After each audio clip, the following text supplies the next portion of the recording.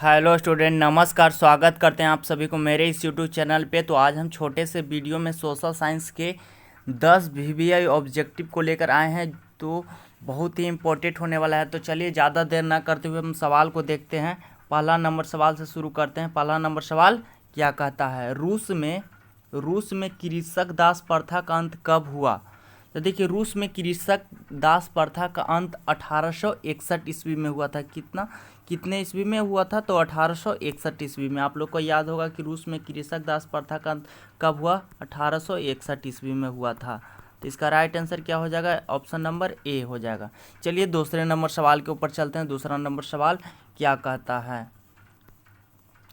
London में अनिवार्य प्राथमिक शिक्षा कब लागू हुई?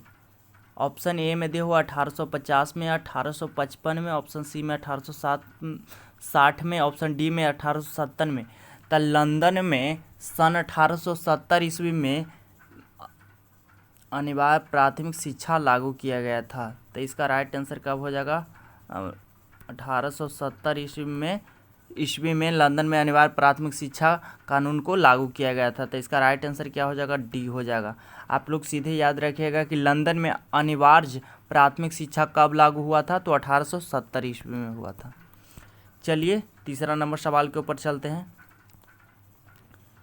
काली मृदा, देखिए मृदा को ही मिट्टी कहते हैं। मृदा कहिए चाहे मिट्टी कहिए, दूसरा नाम क्या होता है? देखिए, काली मृदा यानी काली मिट्टी का दूसरा नाम होता है रेगुड़ मिट्टी। इसको रेगुड़ मिट्टी भी कहते हैं।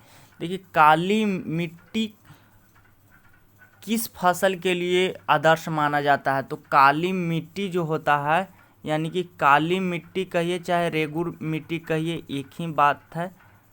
काली मृदा में यह कपास खेती के लिए उपयोग माना जाता है। कपास खेती के कपास के फसल को उगाने के लिए आदर्श माना जाता है। तो आपसे एग्जाम में पूछा जाता है कि कपास के खेती के लिए प्रयुक्त मिट्टी कौन सा होता है? तो काली मिट्टी हो जाएगा या रेगुड़ मिट्टी हो जाएगा। कपास की खेती के लिए कौन सा मिट्टी का उपयोग करते हैं? तो काली मिट्टी का करते हैं। चलिए चौथे नंबर सवाल के ऊपर चलते हैं। भारत का राष्ट्रीय पक्षी क्या है? भारत का राष्ट्रीय पक्षी क्या है? मयूर है। देखिए, पांचवा नंबर सवाल भी बहुत ही इम्पोर्टेंट होने वाला है। तो बिहार में, यहाँ पे 2 बार बिहार लिखा गया है। बिहार में संपूर्ण क्रांति का नेतृत्व निम्नलिखित में किसने किया? ऑप्शन ए में है मोरारजी देसाई, ऑप्शन बी में नीतीश कुमार, ऑप्शन सी में इंदिरा गांधी, ऑप्शन डी में है जयप्रकाश नारायण। तो इसका राइट आंसर हो जाएगा जयप्रकाश नारायण। इसका राइट आंसर हो जाएगा, क्योंकि संपूर्ण क्रांति का नेतृत्व सबसे पहले 5 जून 1974 ईस्वी को पटना के स्थित गांधी मैदान में संपूर्ण क्रांति का घोषणा जयप्रकाश नारायण के द्वारा किया गया था। तो आप लोग याद रखिएगा, बिहार में संपूर्ण क्रांति का नेतृत्व निम्नलिखित में किसने किया था? तो जयप्रकाश नारायण ने। तो चलिए छठे नंबर सवाल के ऊपर चलते हैं। छठा नंबर सवाल क्या कहता है? निम्नलिखित में किसे प्राथमिक क्षेत्र कहा जाता है? सेवा क्षेत्र, कृषि क्षेत्र। ऑप्शन सी में छूट गया है। ऑप्शन सी में यहाँ औद्योगिक क्षेत्र हो जाएगा। औद्योगिक क्षेत्र। तो देखिए, प्राथमिक क्षेत्र कहते हैं किसको? कृषि क्षेत्र को प्राथमिक क्षेत्र कहा जाता है। कृषि क्षेत्र को प्राथमिक क्षेत्र कहा जाता है। चलिए 7वां नंबर सवाल के ऊपर चलते हैं। भारत का केंद्रीय बैंक कौन है? यानी कि भारत का सेंट्रल बैंक कौन है? ऑप्शन ए में है reserve bank of India, option B में क्षेत्रीय ग्रामीण बैंक, ऑप्शन सी में है पंजाब बैंक, ऑप्शन डी में है स्टेट बैंक ऑफ इंडिया।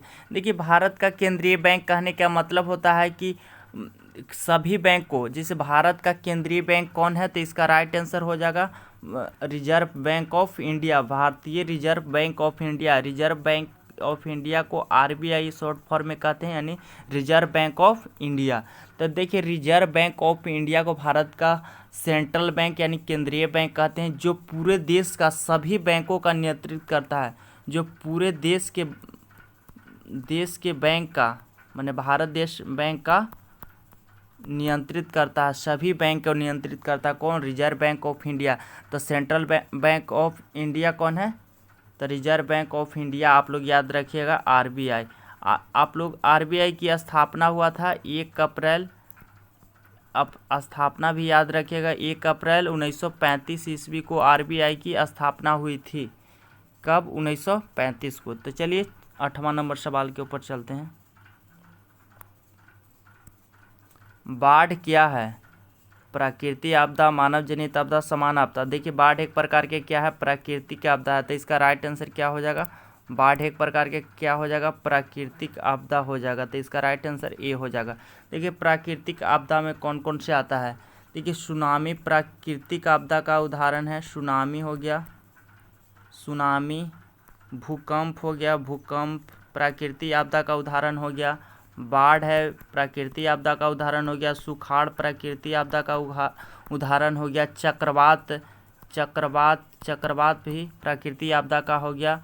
भूस्खलन, भूस्खलन जहाँ पे पहाड़ों के बीच मिट्टी गिर जाता है एक रोड पे, उसी को भूस्खलन कहते हैं, यानी कि घसक जाता है।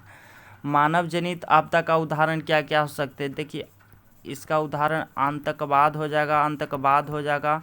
रेल दुर्घटना हो जाएगा, सड़क दुर्घटना होगा, आग हो जाएगा। तो ये सब मानव जनित आपदा है, प्राकृतिक आपदा, ये सब आप लोग याद रखिएगा।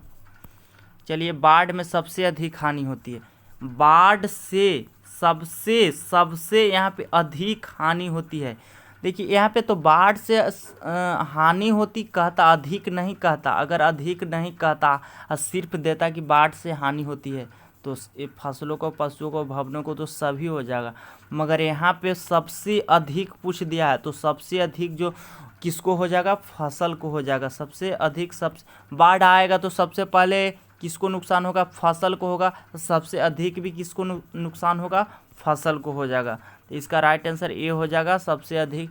अगर अधिक नहीं देता तो सभी हो जाता कि बाढ़ से हानि होती है तो सभी को। अगर सबसे अधिक पूछ रहा है तो किसको हो जाएगा? तो फसलों को सबसे अधिक हानि पहुंचेगा।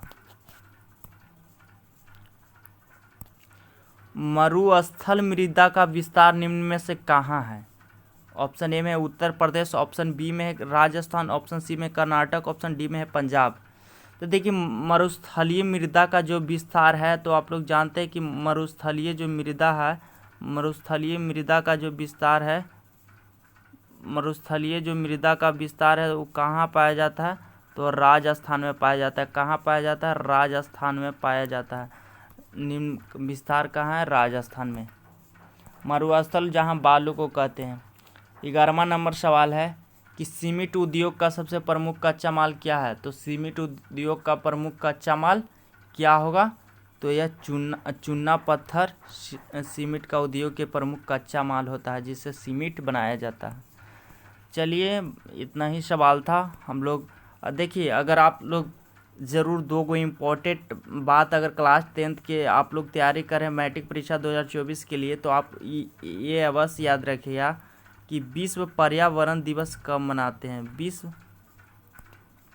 विश्व पर्यावरण दिवस कब मनाते हैं? विश्व पर्यावरण दिवस कब मनाया जाता है? तो विश्व पर्यावरण दिवस कब मनाया जाता है? तो 5 जून को मनाया जाता है। 5 जून को मनाया जाता है। और दूसरा ये आप लोग याद रखिएगा कि अंतर्राष्ट्रीय महिला दिवस कब मनाया जाता है? महिला दिवस कब मनाया जाता है? तो अंतर्राष्ट्रीय महिला दिवस कब मनाया जाता है? तो 8 मार्च को मनाया जाता है। 8 मार्च को मनाया जाता है। तो ये दोनों आप लोग याद रखिएगा। और ऐसे ही वीडियो देखने के लिए अगर वीडियो पसंद आया होगा तो कमेंट कर ज़रूर बताइएगा। और ऐसे ही हम वीडियो अपलोड करते रहेंगे। तब तक के लिए धन्यवाद।